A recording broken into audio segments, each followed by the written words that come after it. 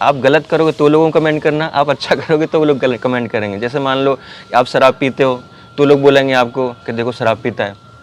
शराब नहीं पियोगे तो बोलेंगे अरे शराब भी नहीं पीता, कैसा व्यक्ति है।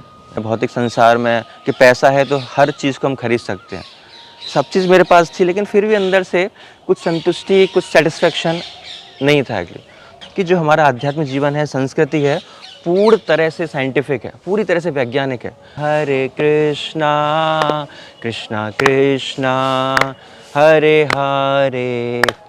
राधे राधे। मैं हूँ सौरभ। हम आपको लगातार विभिन्न प्रकार के भक्तों से मिलवा रहे हैं। आज हम आपको एक ऐसे भक्त से मिलवाने जा रहे हैं जो बीटेक करने के बाद एक अच्छी खासी नौकरी छोड़ने के बाद भगवान कृष्ण की शरण में आ गया। कैसे शुरू हुआ ये पूरा सफ़र, आइए बात करते हैं। राधे राधे। हरे कृष्णा। राधे राधे। हरे कृष्णा। क्या नाम है आपका? मेरा दीक्षा के बाद नाम पड़ गया गोलोक गौरदास। पहले भौतिक रूप से मेरा नाम रखा गया था, वो भी भगवान कृष्ण से संबंधित था। गोपेश नाम था और सरनेम सारस्वत, गोपेश सारस्वत। गोपेश जी, आप क्या करते थे और कितनी पढ़ाई की आपने? मैंने जैसे शुरुआत में इंजीनियरिंग में एडिशन लिया, इंजीनियरिंग की कंप्लीट की, और 2007 में हमने जैसे मैंने इंजीनियरिंग कंप्लीट की तुरंत हमें जॉब ऑफर हुई रिलायंस कम्युनिकेशन में, जो कि बहुत अच्छी कंपनी थी उस समय। और फिर 2007 से मैंने 2000 लगभग 11 तक मैंने 4 साल उसमें जॉब की। तो जॉब का सफ़र से लेकर ये सन्यासी का सफ़र कैसे शुरू हुआ आपका? मन में कैसे विचार आया कि मुझे सन्यासी बनना चाहिए? हाँ, ये बहुत लोगों का प्रश्न होता है कि कैसे अचानक से इतना बदलाव आ गया। तो जब 2007 से एक साल मैंने जॉब की, 2008 में मैं भक्तों के टच में आया और मेरे जो कज़िन ब्रदर हैं उन्होंने मुझे हरे कृष्ण मंत्र इंट्रोड्यूस किया इस्कॉन के बारे में। और धीरे धीरे फिर मैंने प्रभुपाद जी के शास्त्रों को अध्ययन किया, भक्तों से क्लासों का श्रवण किया, तो जीवन के लक्ष्य को जाना कि जीवन का लक्ष्य क्या है। मेरे पास सब कुछ था, मैंने पढ़ाई भी अच्छी की थी और जॉब भी कर रहे थे। तो सब कुछ था, जॉब भी था, अच्छी पोजीशन भी थी, लेकिन फिर भी अंदर से कुछ ना कुछ मुझे महसूस होता था कि कुछ कमी महसूस हो रही है, कुछ अंदर से सेटिस्फेक्शन नहीं है, संतुष्टि नहीं है। पैसा भी है, सब कुछ है, हम देखते हैं जीवन में, भौतिक संसार में कि पैसा है तो हर चीज़ को हम खरीद सकते हैं। सब चीज़ मेरे पास थी, लेकिन फिर भी अंदर से कुछ संतुष्टि, कुछ सेटिस्फेक्शन नहीं था। तो फिर मैंने धीरे धीरे शास्त्रों का अध्ययन किया, प्रभुपाद जी की बुक्स को पढ़ा, तो लगा कि नहीं, हम जो खुशी की तलाश कर रहे हैं वो गलत जगह कर रहे हैं, भौतिक वस्तुओं में कर रहे हैं।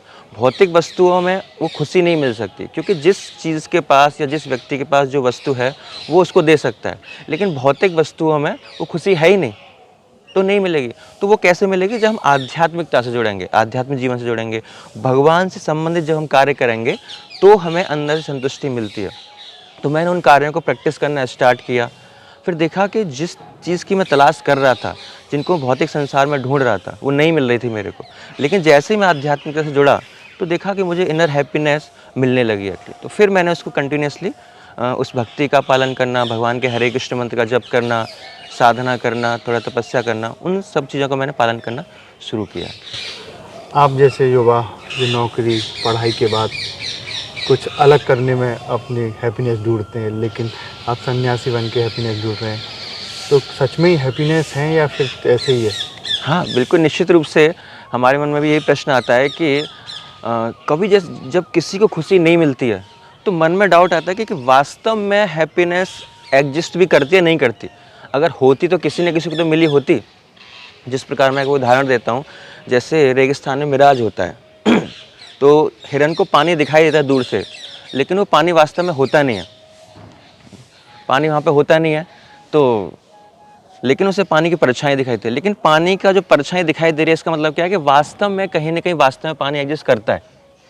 तो उसी प्रकार अगर हमें खुशी की झलक हो रही है, खुशी की हमें महसूस होता है कि हमें खुशी चाहिए, इसका मतलब क्या है कि वास्तव में वो खुशी कहीं ना कहीं एग्जिस्ट करती है, लेकिन वो भौतिक संसार में नहीं है, हम गलत जगह ढूंढ रहे हैं उसको, और इसीलिए हमको आज तक कभी मिली नहीं है। लेकिन जब हम आध्यात्मिकता से जुड़ते हैं, भगवान से जुड़ते हैं, तो भगवान का जो लक्षण क्या है? सच्चित आनंद है, और हम आत्मा हैं, हमारा भी लक्षण है सत्यचित आनंद है। तो भगवान के पास आनंद है तो वो हमें आनंद दे सकते हैं। बाकी भौतिक संसार में किसी वस्तु में कुछ भी कर लें, हमने सब कुछ ट्राई करके देख लिया, जिन चीज़ों में हम भौतिक संसार में आनंद ढूंढते हैं सब कुछ करके देख लिया, लेकिन कहीं भी आनंद संतुष्टि नहीं मिली। लेकिन जब क्या-क्या किया आध्यात्मिकता से आपने? जुड़े, जैसे पैसा कमाते हैं लोग, बाहर घूमने जाते हैं, है ना, तो सारे काम किए कि अच्छा खासा पैसा था, जॉब थी, सब कुछ। सबका सपना होता है ना कि पहले मेरी अच्छी जॉब लग जाए, पढ़ाई कंप्लीट हो जाए, जॉब भी लग गई, अब पैसा है, अब कहीं घूमने भी जा सकते हैं, कुछ भी कर सकते हैं। इन्हीं चीज़ों में, खाने पीने में, घूमने में लोग आनंद ढूंढते हैं। तो सब कुछ किया, लेकिन फिर भी वो आनंद हमें नहीं मिला। लेकिन जैसे ही मैं आध्यात्मिकता से जुड़ा तो मुझे वो खुशी मिलने लगी, तो फिर मैंने उसको कंटिन्यू किया। जॉब के साथ-साथ भी ये भक्ति हो सकती थी। हाँ। सब कहते हैं कि हम भक्ति भी करते हैं और ग्रंथ भी पढ़ते हैं, उससे हमें आनंदित होता है। तो ऐसा क्यों नहीं किया आपने? हाँ, बहुत ही महत्वपूर्ण प्रश्न है।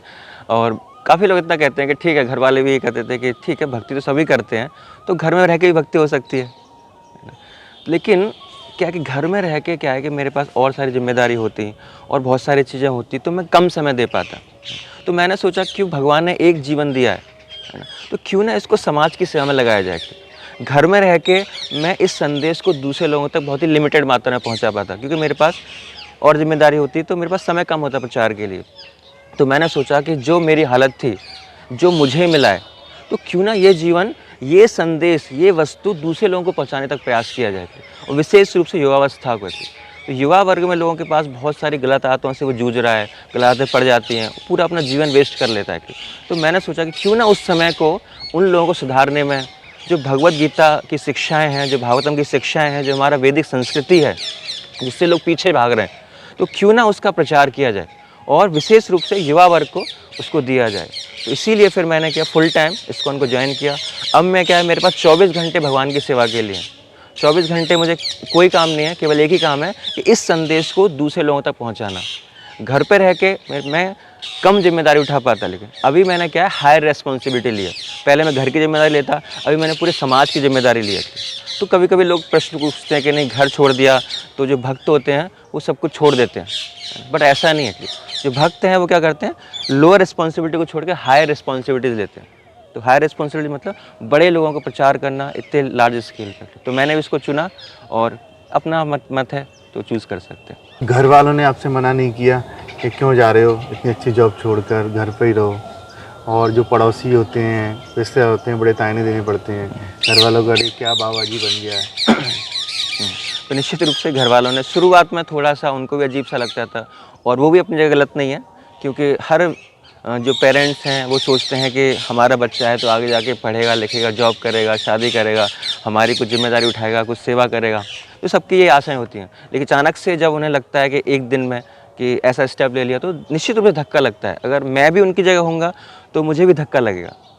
तो उन्हें भी धक्का लगा, लेकिन धीरे धीरे जैसे शास्त्र हैं, ज्ञान है, तो वो सत्य है, वो सत्य तो है नहीं, लेकिन धीरे धीरे उनको शुरुआत में लगता था खराब है। धीरे धीरे उन्होंने शास्त्रों का अध्ययन किया, भगवान हरे कृष्ण मंत्र का जप करना स्टार्ट किया। तो धीरे धीरे, मेरी मदर अभी दीक्षित हैं, उन्होंने दीक्षा भी ले ली, 16 माला का जप करती हैं वो।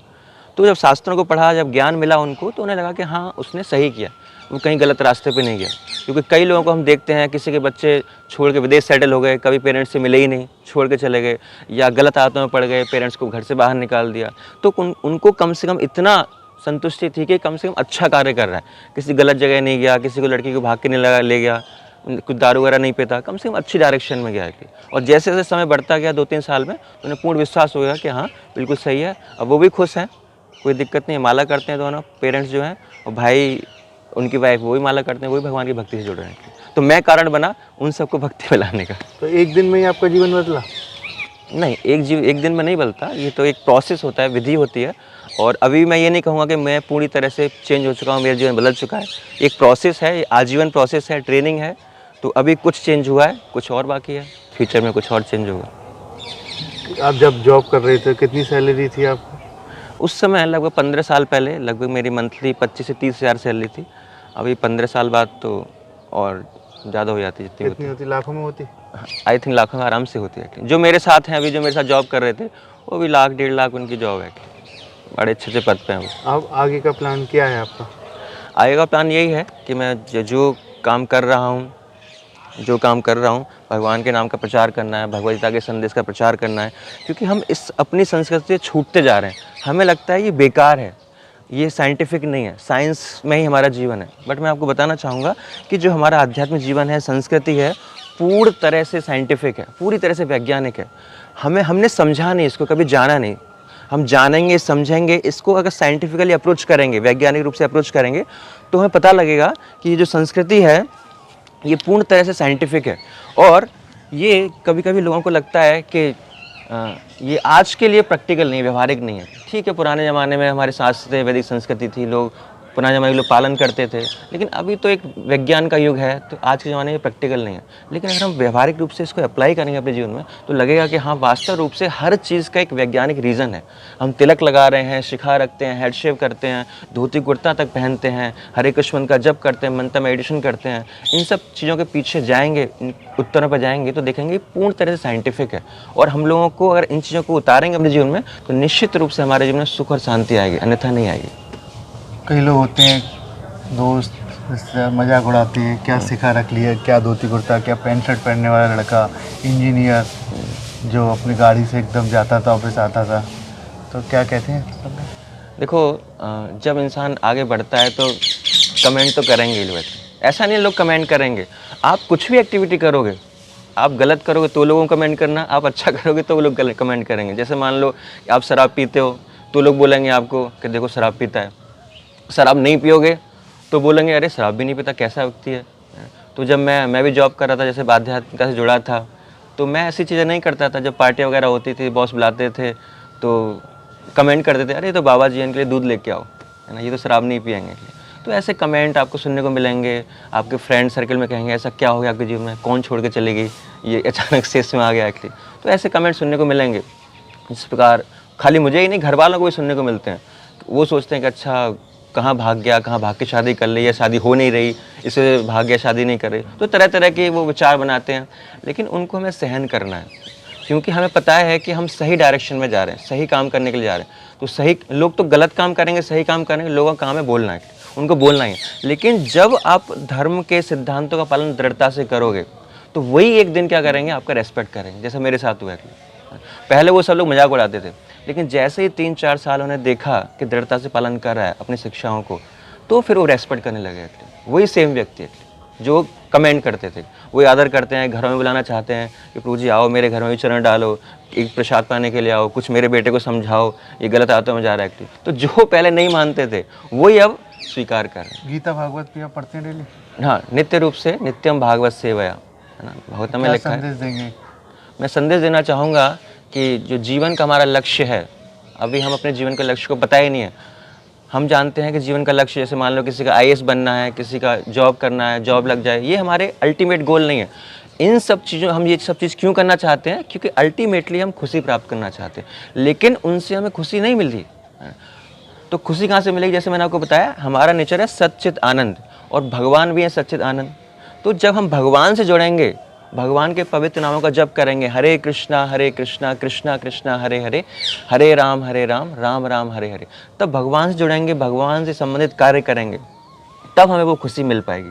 अन्यथा इस भौतिक संसार में हम कुछ भी कर लें, कोई भी साधन अपना लें, कितनी भी वस्तुएं इकट्ठी कर लें, अच्छी अच्छी जॉब कर लें, लेकिन वो खुशी नहीं मिल पाएगी इसलिए। तो मेरा आप सबसे ये अनुरोध है कि इस हरे कृष्ण मंत्र बहुत ही आसान है कलयुग में, इस हरे कृष्ण मंत्र का जप करें नित्य रूप से, कुछ निश्चित संख्या में, और जिससे आप इस पवित्र जो परम सुख है, जिसकी तलाश में हम इधर उधर भटक रहे हैं, उसको हम आसानी से प्राप्त कर सकते हैं।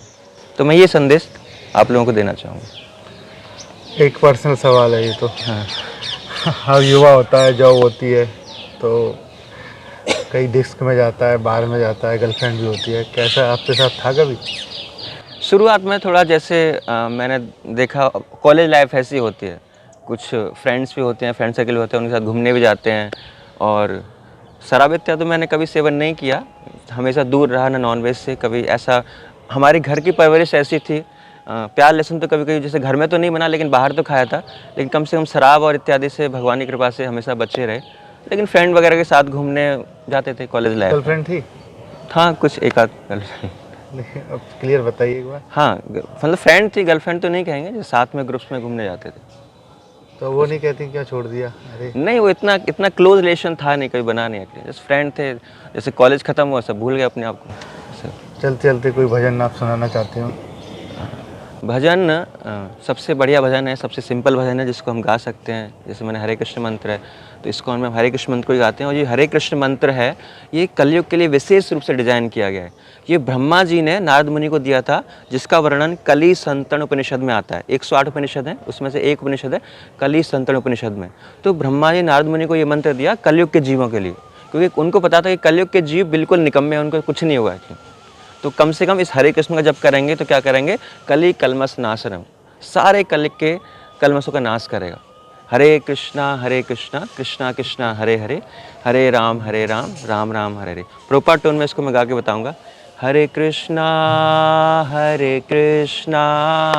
कृष्णा कृष्णा हरे हरे, हरे रामा राम राम हरे हरे। हरे कृष्णा, राधे राधे। राधे राधे, धन्यवाद आपका। हरे कृष्ण। देखिए, अब तक हमारे साथ रहे ये भक्त जो बीटेक करने के बाद एक अच्छी कंपनी में जॉब करते थे, लेकिन ग्रंथ पढ़े, भगवान के बारे में जाना तो सब कुछ जीवन ही बदल गया।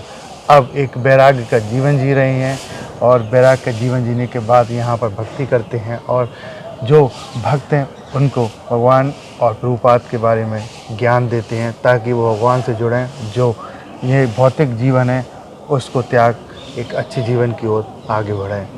राधे राधे।